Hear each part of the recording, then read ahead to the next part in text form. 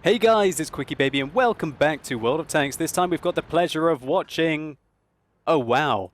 Somebody who's full of confidence. Number one gamer. 1, 2, 3, playing in the Tier 10 Soviet medium tank, the Object 140. This is one of the 3 Tier 10 Soviet medium tanks in the game, and I recently did a video that discussed the differences between the Object 140 and the T62A, so I won't be talking that through here. If you want to know the differences between the Object 140 and the T62A, go and check out that video. But number one gamer is in a 45% matchup here, and those are generally some of the most exciting games for me to both participate in and also commentate. That means that you're a slight underdog, and generally, but it's not so much of a disaster that you're a massive underdog. And these are the kind of games that, if you want to increase your win ratio, that you are going to have a big impact in. And certainly, number one gamer is going to have a very big impact in this game. Now he's playing on Live Oaks, and half of the enemy team are Tier 10 and half of them are Tier 9, with a Tier 8 light tank, the MX-1390, propping up the team at the bottom. Now number one gamer has rushed forwards, and he's found a Tier 9 Japanese medium tank, the Type 61, and check out the rate of fire on this 100mm gun on the Object 140, putting in 2 quick shots into the Type 61, and firing super clutch into the turret there, putting a 3rd hit in. Great marksmanship there by number one gamer, taking the Type 61 to 43% of his hit points. That's not a very good start to the game for that very valuable Tier 9 medium tank on the enemy team. And it looks like the enemies have just completely abandoned this flank. And this seems to be something that I'm seeing more and more of recently on Live Oaks. It feels like the team that spawns in the northeast just forget about this flank. Or if they do come to look after this flank, they kind of duck around in the ridge lines here. Sometimes they go into the corner and hold the ridge lines over there. Very seldomly do we now see the team that spawns in the northeast attacking down into the area here and here. I tried this, well, Z tried this during a live stream on Thursday and got us absolutely massacred in our bat chats. But also we have to take into account the fact that the enemy team don't really have any medium tanks. Apart from that Type 61, oh yeah, he's gone now. And so it really was the priority of the team with the Object 140 and the Leopard 1 and also the Type 61 and the T54 that it was very obvious that they were going to win this southeastern flank. And make sure that when you are playing games, especially on maps such as Live Oaks, which do have that very aggressive rush position that you have to choose whether you want to go into in the southeast, whether your team's likely to be able to win the situation or not. Number one gamer takes a huge splash from the artillery there, but luckily it didn't land that near his tank, and it only does 114 damage, taking his tracks off with that high explosive round. Probably the Conqueror gun carrier on the enemy team with that ginormous splash. So number one gamer's team has melted in the town, and so he sees it as his responsibility to push this flank. Oh my word, the T10 narrowly misses his vehicle. That 155mm gun on that Tier 10 American turreted tank destroyer would have ripped him apart, but oh gosh, here's a Tier 10 British tank destroyer. He ducks, he weaves, the FV215B183 chokes the shot, and that allows number one gamer to get into a position. Luckily, that 183mm cannon on that Tier 10 British tank destroyer takes an awful long time to reload. And so that allows number one gamer 123 to start to go to town on the T10. 4 quick shots into the back of that Tier 10 American turreted tank destroyer allow him to pick it apart and then finish off the FV215B183 with some great awareness with these mounds around here. A lesser player simply wouldn't have known that you'd be able to get the shot through there. It's a tricky shot to pull off through that gap. And it allowed his team to secure this flank. If they had simply hung around at the back there, they would have been bombarded by artillery and those 2 Tier 10 tank destroyers who were oh so dangerous frontally, but absolutely useless if a medium tank of the caliber of the Object 140 does manage to get their flank. So now number one gamer is desperately trying to encourage his team to not attack the cap circle. Once this kind of meta happens on Live Oaks, the enemy team, if they've taken the town, can so easily defend the cap circle. If we take a look at it over here, the cap circle on this map is completely open. And all you need is a little bit of vision, usually from here, or possibly from the smaller town, well, the extent of the town coming out here, to be able to spot and rip apart anyone that manages to cap. But number one gamer isn't falling for that. And he's also trying to look after his team by warning them that it's a really silly idea to attack that flank. They seem to be listening as the T30 and the T54 are not rushing out into the open. And number one gamer instead decides that he wants to defend his base. There's a T10 E5, the recently buffed, well at least, well I think it is safe to say it has been a buff when they made the T10 E5 high definition. An absolute beast it is now, one of the most fun tier 10 heavy tanks I think in the game, making a huge comeback in the recent patch. So number one gamer has preloaded a heat round, 330mm of penetration, bounce off the beak of the T10 E5. He's got to be disappointed about that. And he doesn't manage to have a second shot. That T10 E5 is making some good plays there. I like the position that he's chosen to go into. That means that he should hopefully be getting support from his tanks in this position, and he'll be getting view range over here. But unfortunately for him, the artillery shuts him down hard. And that evens this game right up. Now number one game is... No, sorry, this name. I can't really keep a straight face. Number one gamer 123's team is doing a lot better. They were momentarily only behind by one tank, but a good kill by the artillery on the enemy team on the T30 that did stop before going into the cap circle now means that his team are 2 tanks behind. Luckily, number one gamer... I can't do it. I'm not sure. Shall I have to redo this? This is getting rather silly. Okay, we're just going to call him number one. Okay. No, that's even worse. Is there going to be a number 2 as well? Oh, I just can't handle it. Okay. 123 is now going to engage the Foch 155, the tier 10 French tank destroyer. He puts a good shot into the side there, and look, once you go hull down in this object 140, he's in a very strong position here. He puts a second shot in, and luckily, the FB 3805 manages to take out one of the enemy E100s that is in a platoon together. The Foch 155, that autoloader French tank destroyer, is racing towards him. And number one gamer decides to try and fire into the viewports on the top right of the Foch 155. The first shell misses, the second one is a great shot. It takes a lot of skill to be able to nail those hits. Number one gamer is showing off some really good marksmanship here.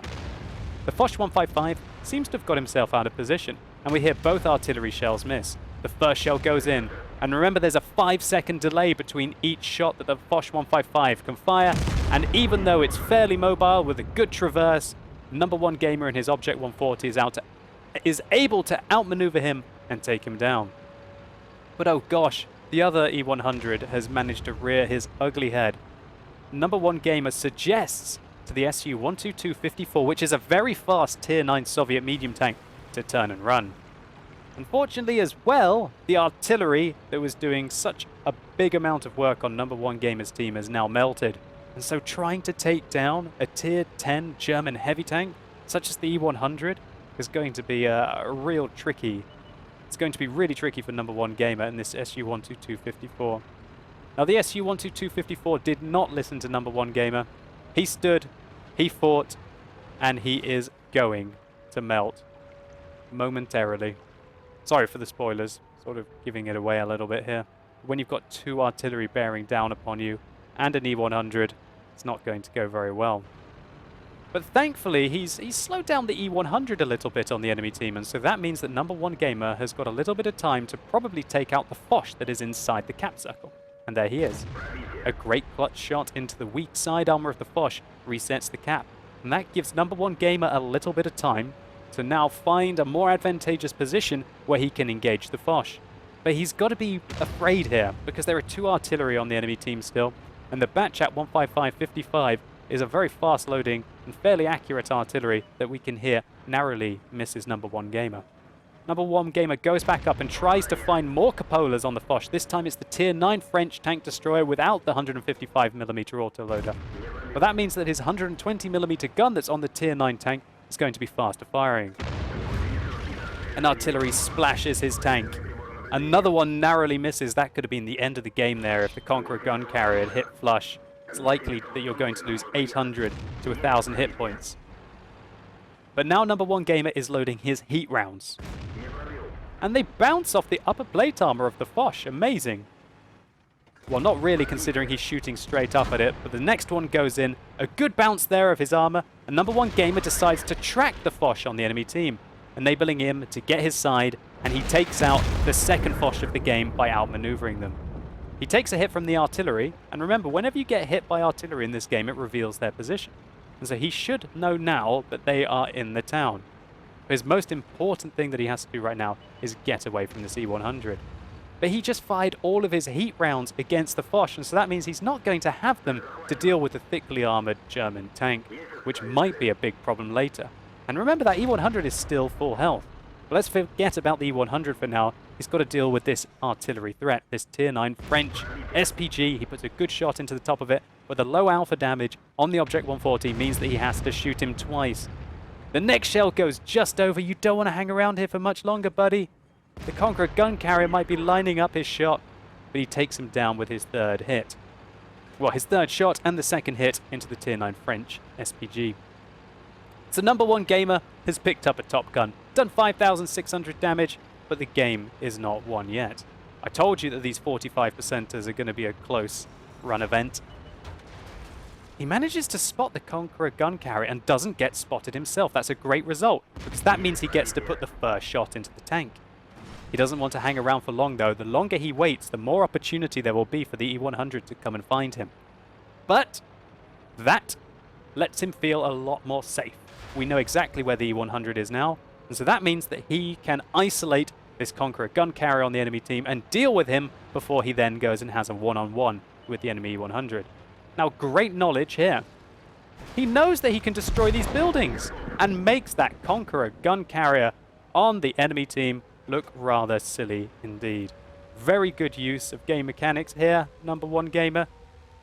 And that artillery, who had backed himself into a little bit of a corner, is no threat for you. But I tell you what is a threat for number one gamer here, and that is the E-100 on the enemy team.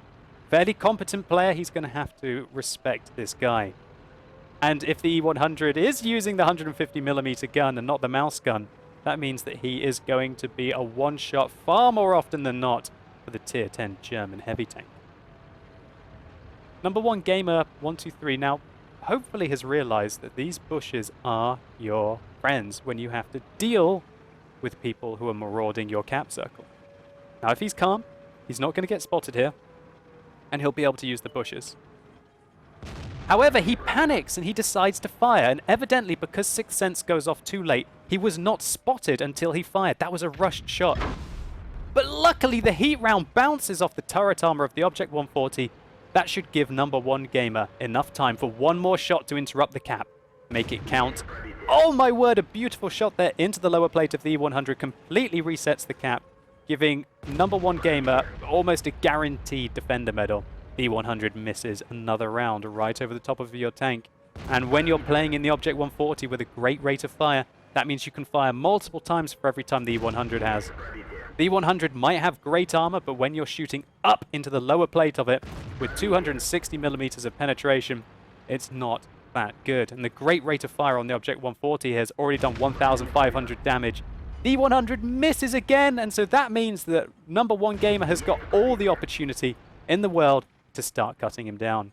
He puts another couple of shots into the tracks, holding the 140 in position, but it's likely, holding the E-100 in position, I should say, but it's likely that he's now managed to reload.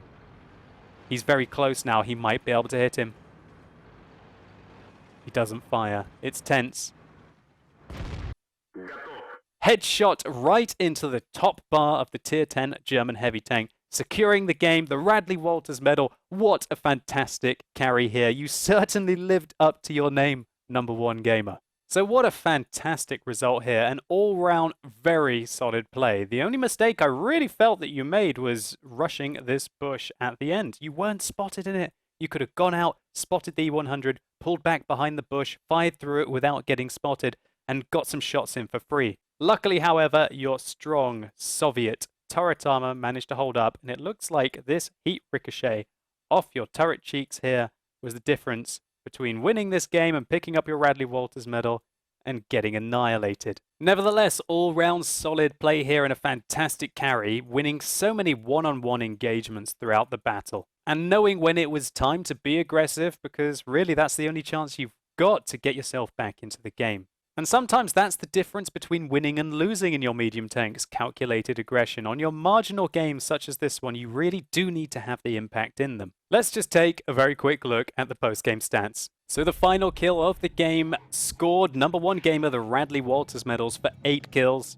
And unsurprisingly, he got a high caliber medal for his 8,792 damage and a defender medal for 100 base defense points. This was 1,605 base experience in a tier 10, which is a massive result, giving you 7,224 experience for this triple. And even though you did fire a few heat rounds, you still netted yourself a very tidy 43,000 credit profit in a tier 10 tank. Job done. So number 1 gamer 123, congratulations to you for living up to your name. And thank you so much for submitting this replay. It was one of the best Object 140 gameplays that I've seen in a while. And hopefully you guys enjoyed this video as well. If you did, please consider giving it a like down below. It really helps the channel out. And if you want to see me having a fairly decent game in the Object 140 and also discussing the differences between the Object 140 and the T62A, then simply click through up here and you can find some analysis with some killer gameplay. And as always, thank you so much for watching, guys. You've been epic, and hopefully I'll see you soon.